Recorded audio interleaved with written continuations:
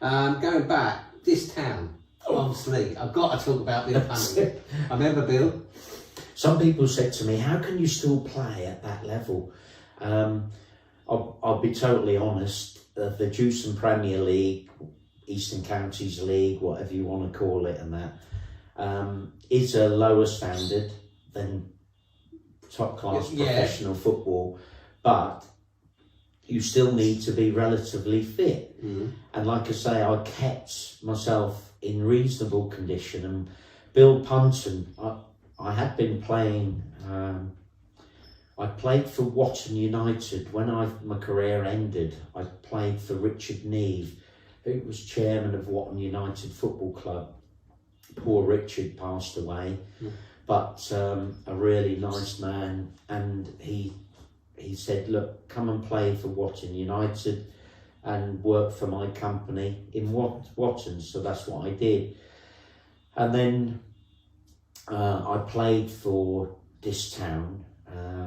After 5 years at Watton, working with Richard Neve for his removal company, Bill Punton said, come and play for this town.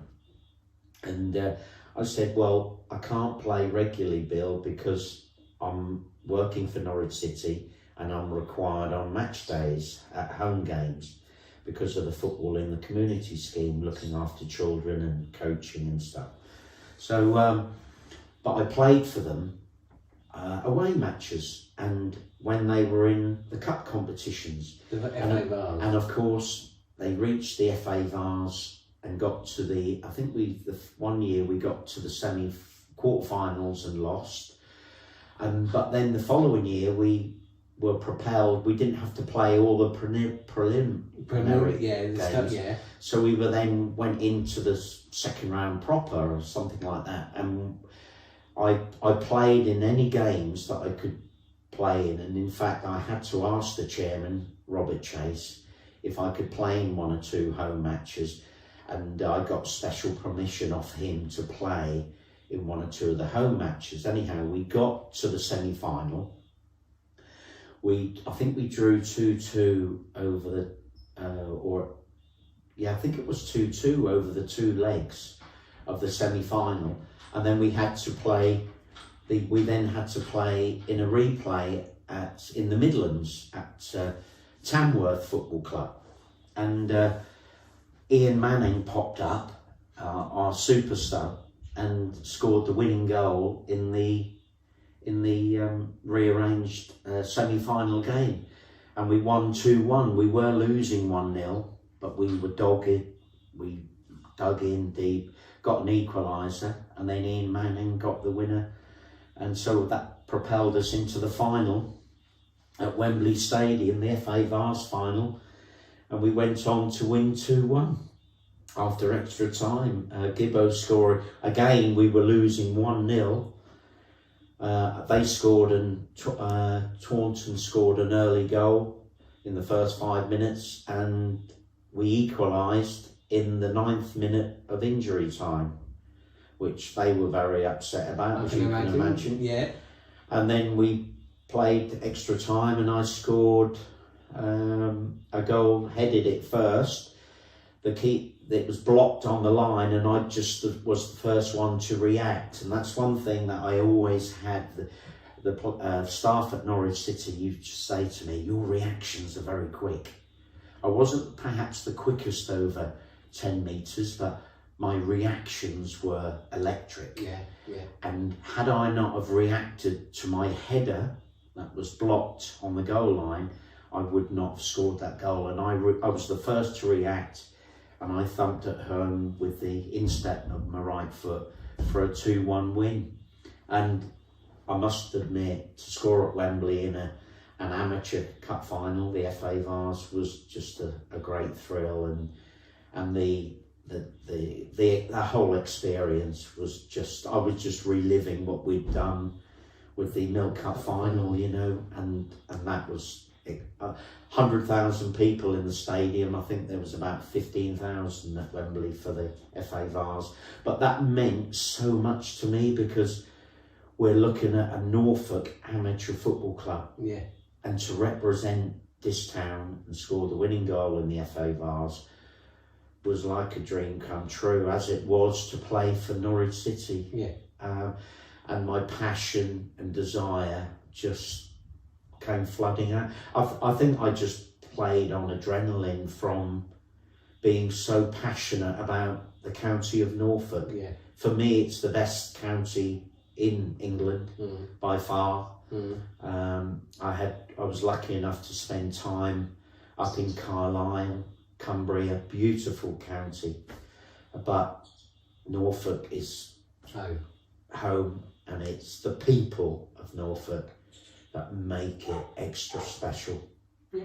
They really do. They really make it extra special. And that's the main thing, as long as you know what you've done as well. And obviously, you know, it meant so much to many people, including myself, winning. You know, this town was there, you know, that was a big thing. Yeah. I mean, you know, obviously, you know, you've been a footballer most of your life. And obviously, did you manage any teams? I did. When I left Norwich City at the tender age of 27, God. I had a phone call from Merlin Saddleton, the chairman of Kings Lynn Football Club. Would you like to player manage Kings Lynn Football Club? Anyhow, my heart was ruling my head. Shouldn't have taken it on in hindsight, looking back now. But I took it on because Kings Lynn was my hometown. Yeah. The second biggest football club in Norfolk. And a bit like Brian Gunn taking on Norwich City when Brian, bless him, was doing the corporate hospitality at Norwich City Football Club, he was offered the Norwich City job, took it on, and it just failed miserably, you know. And he shouldn't. I mean, I knew exactly why Brian took it on. Norwich, you know, if somebody offers you the manager's job at Norwich City Football Club, you're going to take it. Oh yeah, well, I would. If they offered it to me tomorrow, I'd say yes, please, thank you very much. But although you need a lot of continued experience, and when I left Norwich City at 27, I was just a player. Didn't know anything about management. And went in to manage. I had a real nice guy work with me, Keith Christie, who was the PTI instructor for the whole of the RAF forces. And he was the main man who used to pick the Royal Air Force British team. So he had a lot more experience than what I did. So I got the right man in for the job to help me. But unfortunately, the football club did not have the financial backing to continue with me. I mean, I'll be totally honest, I was getting £250 a week wage, and I got a sponsored car from a company in Kings Lynn, a Volkswagen dealership, which I was very grateful for, but it was my lack of experience. I mean, there were players in the team older than me, you know. We'd sign players from Peterborough United, and so my inexperience was the reason why I didn't last very long. And it's a great shame, really. I do regret taking that on board. I've got my coaching badges, and so, but it was the fact that I lacked a lot of life skills still. Yeah, at 27, you know. And in fact, my problem with life in 2006, which meant I had to spend a bit of time away, was because I was lacking those life skills. So if you can imagine, left school at 16, joined a pro football club, was at that pro football club for most of my, adult life. Yeah.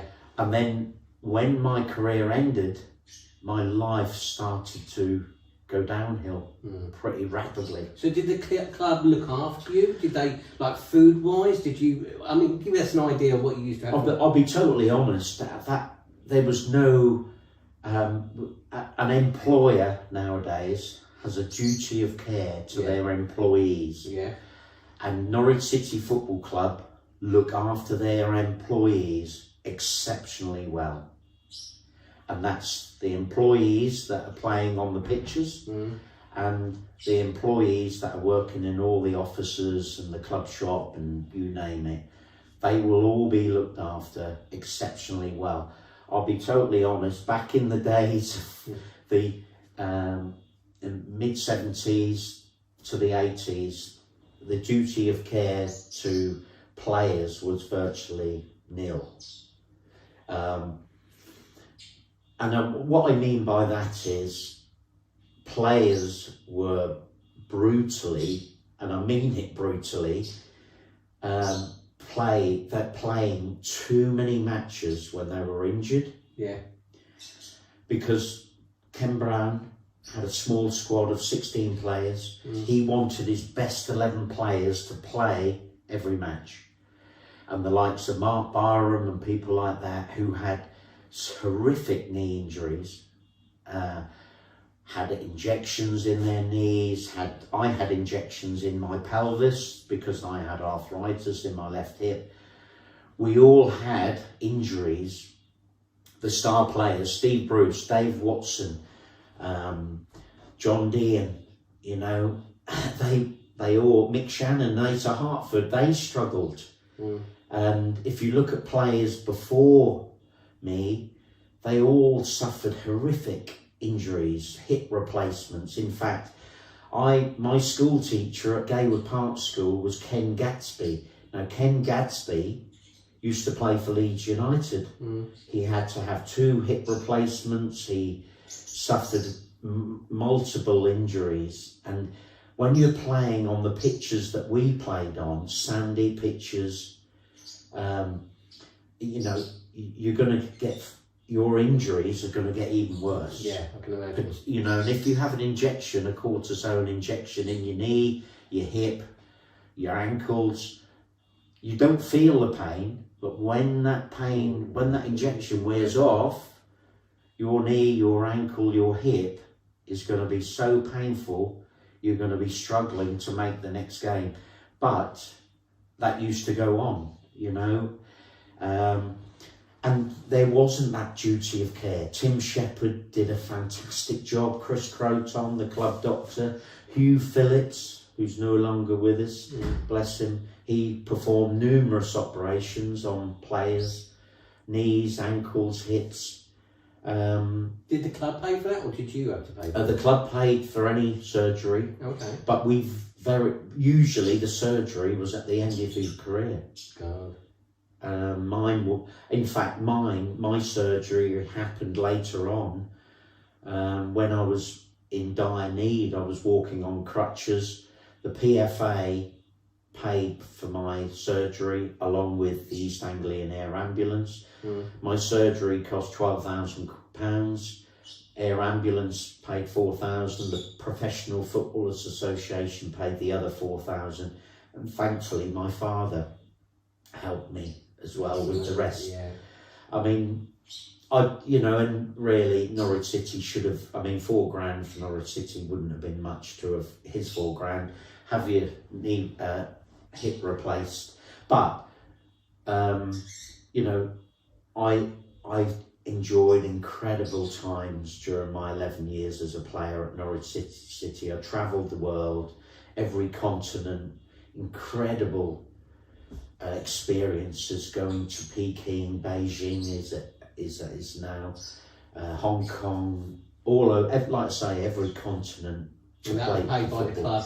And that was paid by the club at the end of the season. Right. I think as well, local players tend to get left behind with the pay scale. Darren Eady would talk to you and say exactly the same, I'm sure. And local players that come up through the youth team don't tend to get looked after as much, but nowadays they do, because if you're a good footballer, you can then move on. I sometimes regret not moving on to Ipswich. I had a chance to move to Ipswich and Leeds United. I also had a chance to move to Leyton Orient as well. But my heart, I think if I'd have gone to those clubs, I'd have lost a big percentage of my drive, passion and determination to win football matches for Norwich City, because that's what a lot of players leave Norwich City. Steve Bruce is an exception to that, and there's not many more that go on to join big clubs after leaving Norwich and do as well. Steve Bruce did exceptionally well, but Steve did have that ambition in football to reach the top. Yeah. And his play at Manchester United with Pallister at the back, and all those young players at Manchester United, you know, coming through, Giggs, Scholes, Beckham, all that, Nicky Butt, all of those. But and also an incredible player, Roy Keane. I was going to say, you know, I know a lot of people moan about him, so, you know, but you listen to him, he does actually know what he's talking about, and, you know, he knew what he was doing in that midfield. Every team needs a player like Roy Keane. I'm sorry to have to say it, but Roy could play as well. I saw him play at Carrow Road for Notts Forest. He scored a screamer, absolute screamer, and as soon as I looked at it, I thought, what a player he is. Not only does he score cracking goals, he also digs in. Oh, he did. So Ken Brown, so obviously it was John, who was your first manager? John Bond. Then Ken Brown. Yeah. Who else? And that was it. That was it. Norwich City. Ken Brown was the last, and unfortunately Ken lost his job as man. I left the club because of my hip injury, my arthritis. And then a few months later, Ken was sacked by the chairman, Robert Chase. God. Which surprised us all, really. Although, you know, there was reasons why Robert Chase did it. You know, chairmen and owners of football clubs, if they feel that a manager's either lost the dress... I don't think Ken lost the dressing room at all, but there must have been reasons why the chairman... I think what it was, the chairman had too much... Robert Chase, bless him, he's passed away now, but the chairman, Robert Chase, was too involved, wanted to get too involved with the football. If you get an owner and chairman that want to get too involved with the football, that's bad news, because they should be concentrating on is making sure that the club is a viable club. It pays its way financially, and then leave the football to the experts. Absolutely. You know, and I don't mean that, you know, leave it to the experts. You know, recruitment can be a problem as well. You know, these directors of football come in and stuff. Things have changed. They've moved on from the days that I was playing, incredibly moved on. Signing on for like £1 million, and you know, wages of like 350,000. Yeah. Or I mean, one of the Man United players is on £480,000 a week. I mean, you know, that's a lifetime's wages. Well, you'll never see that for people like yourself. But 480,000, what's he going to do? Buy cars and houses? Yeah. They don't want it. I mean, Marcus Rashford, got to talk about him. Brilliant player, absolutely brilliant. But I think money's gone. It does, and it's going to, isn't it? It's going to. I'll never forget when we won the Milk Cup final, and I will say this because this gentleman, Kenny Cook, was chairman of Kenny Cook and his son. Their company was Dolphin Autos in Norwich. They've got taxis, coaches, incredible company, incredible people that ran it. And Kenny Cook was the man behind it all, and his son. And Kenny's passed away now. He was chairman of Wroxham Football Club. And when we won the Milk Cup final, when we got back, we still had about 15 matches to play in the old First Division. And we were strolling around Norwich thinking we'd won the World Cup. But we'd won the League Cup final. But we were strolling around, being invited out to restaurants for dinners and stuff, which was lovely. but we were professional footballers that had a job to do, and we were mid-table in the first division, and we end up at the end of the season being relegated along with Sunderland, who were also at the final of the Milk Cup. So Norwich and Sunderland were relegated to the old Division 2. Oh. And that was because we took the foot off the pedal. The manager took the foot off the pedal. And the reason why I mentioned Kenny Cook, because Kenny, bless him, had a Rolls Royce. And it had Ken on the number plate. And of course, Ken Brown.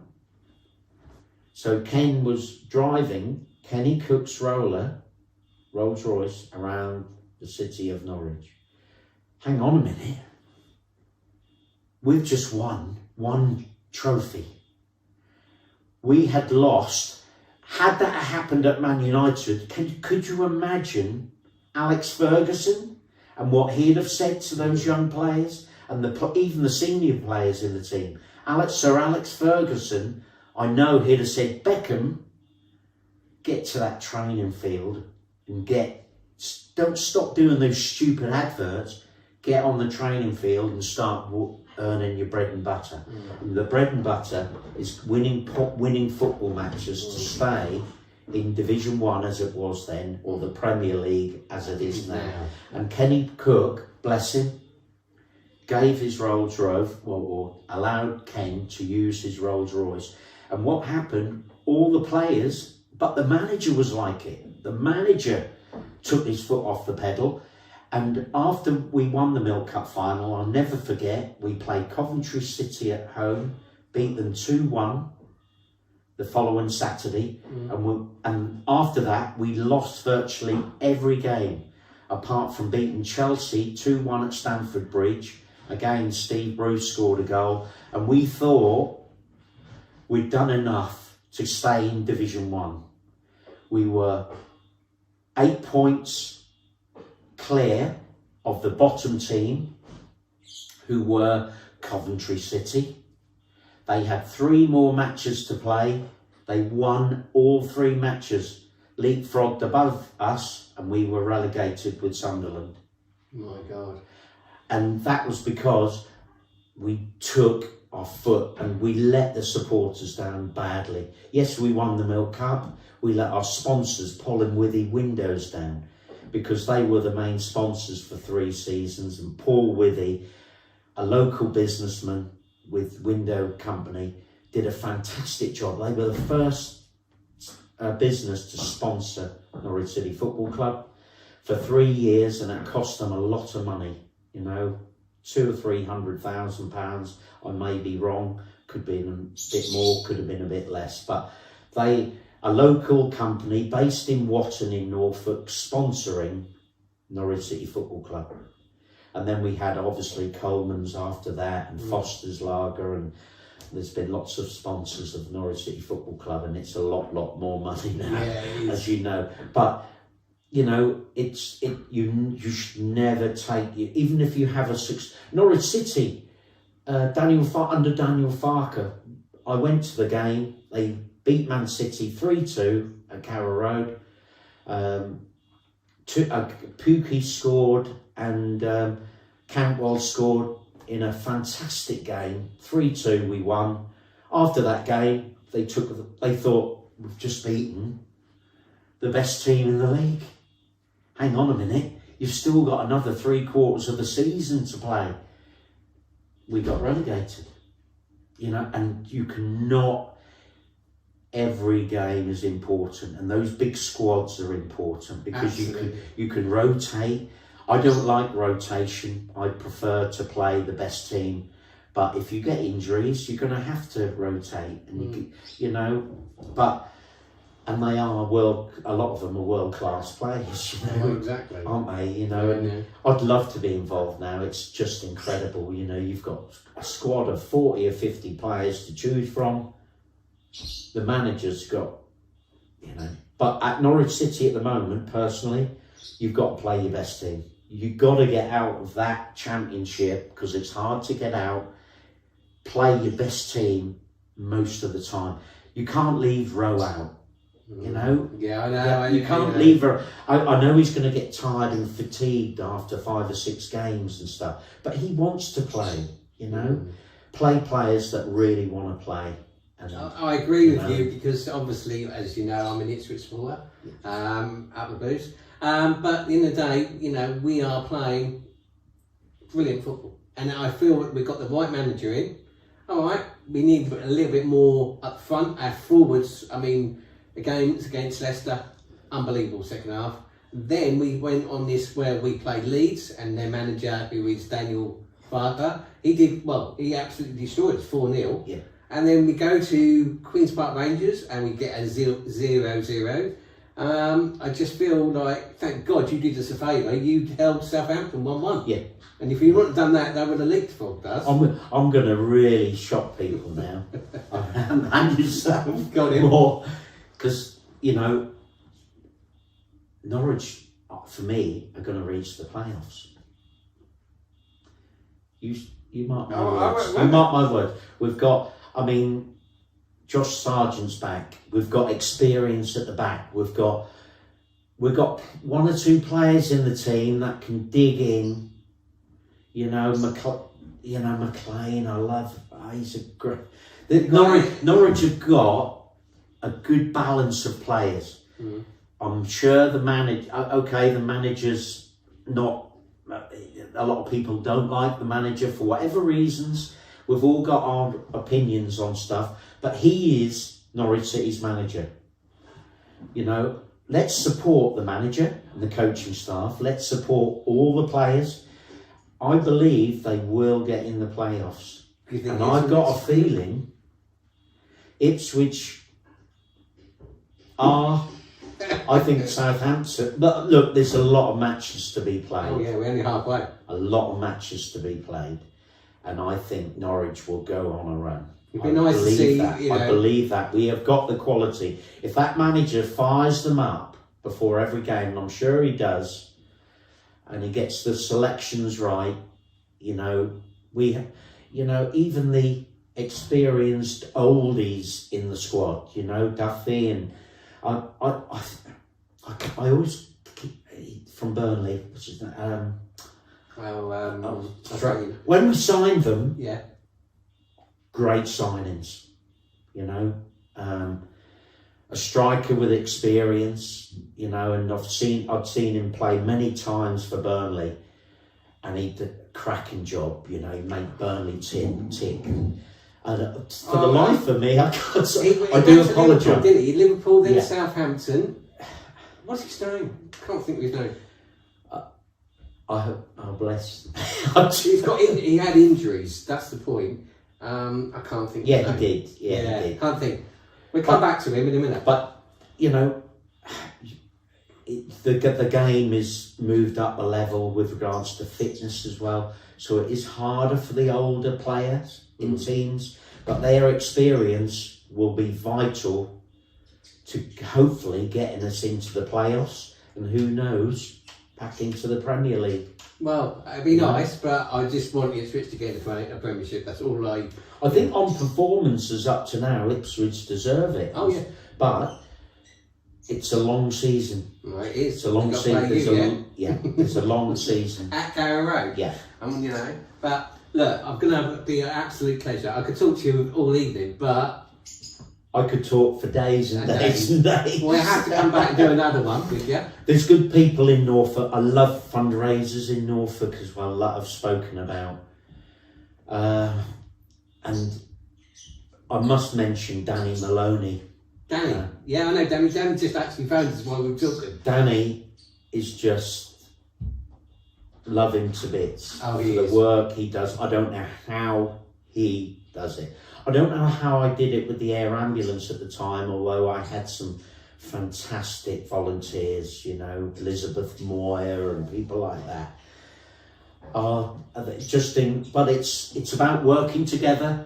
And that's why I want to get Danny on the podcast. I really want to talk to him. You need to get Danny on. I do. He does, well, I mean, you know, the stuff that I got off him. There's a man with so much desire, passion. Yeah, and he does it. And what that desire and passion rubs off on so many people, you know, so many people, you know. If there's a God and Jesus up there, they'd be, you know, shining brightly on these people, because, you know, and there's people that do so many good things, voluntary as well. Oh, he does everything, doesn't he? You know. But absolute pleasure. Thank you Pleasure. very much. Pleasure. Thank you. Thank you.